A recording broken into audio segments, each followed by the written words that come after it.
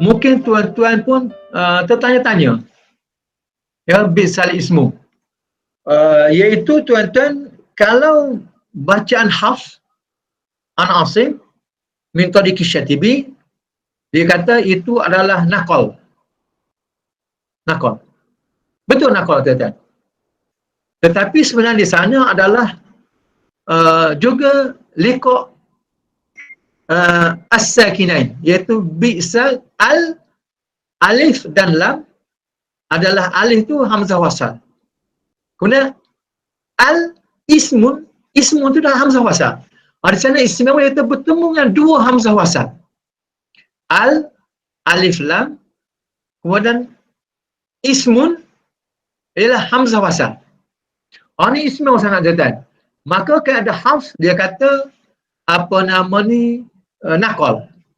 Pindah baris lam yang sebelumnya baris bawah, maka dipindahkan. Jadi kebetulannya, tuan-tuan, adalah hukum dia juga adalah iltiqa as-sakinain. Jadi terungkailah jawapan tadi, tuan-tuan, mengapa Hafs membaca dengan nakal. Bi'salis, kenapa? Kerana hukum dia adalah iltiqa as-sakinain, iaitu alif pertama dia panggil hamzah wasal pertama, kemudian ismun adalah hamzah wasal yang kedua. Ini istimewa. Dia panggil iltiqa, mana betul-betul hamzah wasal dan hamzah wasal. Yang lain iltiqa satu hamzah wasal. Yang ni iltiqa dua hamzah wasal. Sebab itu dibariskan bawah lam tadi. Sebab itu kita baca bi'salismul fusuk. Itu tuan-tuan fokusnya kita hari ini. Dan kita kembalikan kepada moderator untuk meneruskan. Okey, sila moderator. Terima kasih kepada Al-Fadhil Ustaz. Jazakallah khairan katsiran. Jadi untuk sedikit rumusan dan mungkin ada sedikit percambahan ilmu daripada Dr. Zamri. Jadi kita mempersilakan Dr. Zamri sebelum kita memberi peluang penutup, ucapan penutup daripada Ustaz Imazlan. Jadi persilakan Dr. Zamri. Assalamualaikum warahmatullahi wabarakatuh. Terima kasih kepada Tuan Moderator Al-Fadhil Ustaz Dr. Muhammad Naim Abdullah. Yang saya hormati dan saya kagumi guru saya Al-Fadhil Ustaz Imazlan Ibrahim, dan semua rakan-rakan, sahabat-sahabat. Saya tengok ramai hari ini, 40 lebih orang, alhamdulillah. Terima kasih kerana hadir. Bagi saya hadir untuk support lah sebenarnya, sebab ramai untuk guru ni. Daripada kalangan pelajar pun geng-geng guru-guru juga yang mampu baca Quran dengan elok. Jadi mudah-mudahan pertemuan kita pada kali ini akan mendapat keberkatan daripada Allah Subhanahu Wa Taala. Sudah tentunya perjumpaan kita ini adalah perjumpaan ahli-ahli Al-Quran. Jadi terima kasih banyak kepada Al-Fadhil Ustaz Imazlan, tuan guru kita, ahli Al-Quran, mentor kita dan sebagainya, yang telah memberi banyak pencerahan berkenaan dengan iltiqa sakinain, pertemuan dua sukun dalam bacaan Al-Quran. Kalau dapat saya tak pandai buat kesimpulan, nanti Al-Fadhil Ustaz Imazlan akan buat kesimpulan sendiri. Cumanya apa yang saya sempat tangkap tadilah, kata-katanya bila sebut iltiqa sakinah ini, biasanya kita ataupun golongan orang maknanya biasa-biasalah, orang awam dan sebagainya, hatta saya sendiri pun, kita akan bila sebut iltiqa sakinain, kita akan teringat nun sukun ataupun tanwin bertemu dengan hamzah wasal. Rupa-rupanya iltiqa sakinah ni pertemuan dua sukun, sama ada sukun itu terbit daripada huruf mad ataupun mim sukun ataupun nun sukun dan tanwin. Jadi percambahan pada pagi ini bagi saya sangat menambah nilai lah. Sebagaimana yang Ustaz Imazlan sebutkan dengan panjang lebar tadi. Contohnya kalau iltiqa sakinain dalam bentuk mad asli, yuhyi al-mauta, jadi kita tak perasan sebenarnya dia dah hazaf. Dia tidak letak nun bagi bawah, dia tak panggil yuhyinil mauta. Sebab situ tidak ada nun, situ ada huruf mad. Jadi kaedahnya hazaf huruf mat. Jadi kita baca yuhyil mauta.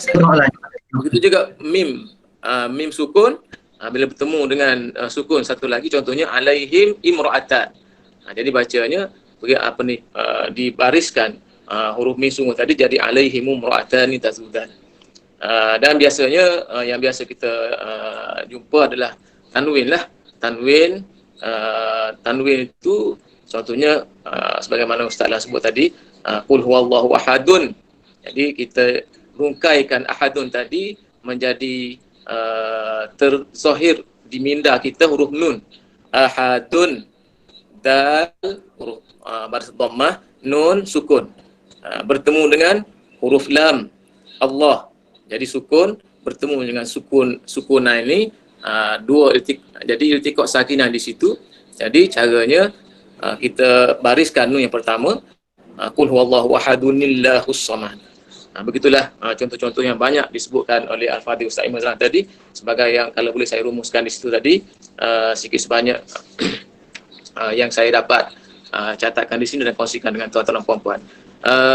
Kadang-kadang iltiqat sakinah ini kita jumpa bukan saja dalam Quran, boleh kita aplikasikan, dan elok juga kalau kita aplikasikan contohnya dalam doa-doa. Contohnya doa adzan, Allahumma rabb hadhihi da'wati tammati wassalatil qa'imah ati sayyidana Muhammadan al-wasilata. Jadi Muhammadan di tanwin situ bertemu dengan al-wasilata huruf lam sukun. Jadi Muhammadanil wasilata wal fadilata wasyarafata wad darajata al-'aliyata rafi'ah wa ba'athu maqaman mahmudan alladhi, sekali lagi. Kalau kita baca wa ba'athu maqaman mahmudan alladhi, maqaman mahmudan alladhi, di perkataan mahmudan ni kalau kita baca mahmudan alladhi pun betul atas dasar iltiqat sakinain. Kalau kita baca mahmudan alladhi pun betul, tapi kita kena betulkan maqaman itulah wa ba'athul maqamal mahmudan alladhi wa'ata innaka la tukhliful mi'ad. Jadi perkara kalau perkara terakhirlah bagi saya yang saya cuba kongsikan bersama dengan tuan-tuan Al-Fadhil Sahibul Fudala sekalian ini pada pagi ini berkenaan dengan iltiqat sakinah ini. Bila kita perhati dalam tulisan Rosam Osmani, dia sembunyikan kalau tanwin tu sembunyikan nun. Cuma kita bayangkan nun tu dalam minda kita sajalah.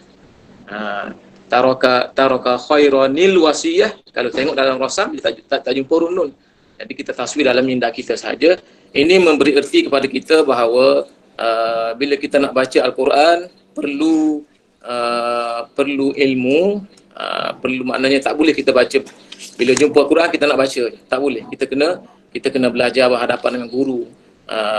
Kita kena talaki musyafahah, sebab perkara-perkara kecil seperti ini tidak jelas, tidak zahir dalam tulisan Al-Quran. Itulah kelebihan Al-Quran. Bila kita nak baca Al-Quran, tidak seperti mana kita baca buku-buku lain. Bila kita dah pandai ABC, alif bata, kita boleh bacalah buku. Tapi Quran, bila kita nak baca Quran, kita perlu menghadap guru-guru yang muktabar, yang memiliki ilmu yang maknanya luas untuk kita mengenali contohnya nun ataupun iltiqat sakinah tadi. Jadi seolah-olah saya boleh bagi Rosam Osmani ni, tulisan Rosam Osmani ni seolah-olah kalau nak baca Quran, kalau kita perumpamaan bagi kain lah, bukan bagi ikan. Kita jumpa orang, kita bukan bagi ikan tu makan masak, kita bagi kain, dia kena pancing. Jadi dengan ada ilmu Rosam Osmani ni ataupun Al-Quran tajwid ni semua sebenarnya dia seperti pancing. Jadi kalau kita belajar, kita ada kemahiran memancing, maka kemahiran kita baca Quran, maka kita boleh baca dengan baik. Sebaliknya kalau kita tidak ada kemahiran memancing, macam mana kita boleh mendapat ikan yang baik ataupun yang besar-besar dan sebagainya. Kemudian saya nak sebut juga Rosam Osmani adalah dari segi tulisan. Rosam maknanya tulisan, bukan top, bukan baris. Maknanya kalau kita tengok dalam tulisan kita sekarang ni, Rosam Osmani yang ada kat Malaysia ni, Rosam Osmani Versi Malaysia lah, dia panggil Rosam Osmani Masah Madinah.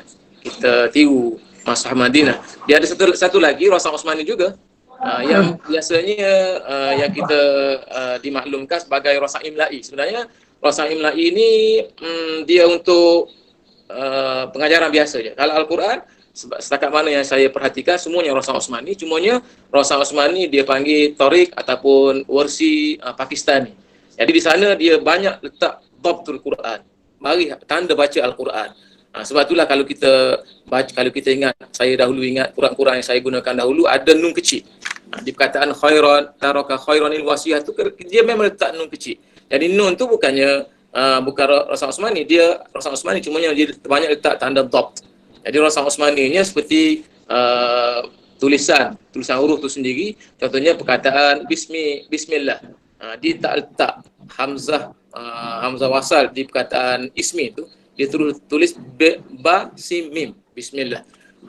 Berbanding dengan perkataan bismi rabbika, dia kembalikan ada hamzah wasal di sana, dan perbincangan yang begitu panjang. Cumanya apa yang dapat kita kongsikan di sini adalah tajwid Al-Quran ini ilmu yang sangat dalam, sangat halus juga kadang-kadang, yang mana kita perlu berhadapan dengan guru-guru yang hebat-hebat seperti Al-Fatih Ustaz Imaz dan kita, dan guru-guru yang sama-sama dengan kita pada pagi ini. Bukan semata-mata kita kenal alif bata maka kita memang boleh baca Quran dengan baik, tidak. Jadi di sana ada ilmu-ilmu yang menunjukkan kehebatan Al-Quran itu sendiri melalui Rosan Osmani dan sebagainya, ilmu-ilmu yang halus-halus yang saya masukkan di situ. Jadi terima kasih kepada moderator, dan terima kasih banyak kepada Al-Fatih Ustaz Imam Zalam, panel kita yang utama, dan juga kepada rakan-rakan dari IPG Islam, rakan lama saya di IPG Rajang dulu, sekarang IPG Tuan Abdul Razak, Ustazah Fatimah, dan juga rakan para pelajar bekas ex-student IPG KSM. Okey, terima kasih banyak. Terima kasih. Kami melalukan teguran yang membina, insya-Allah. Jumpa lagi pada masa akan datang, insya-Allah. Terima kasih kembali kepada moderator.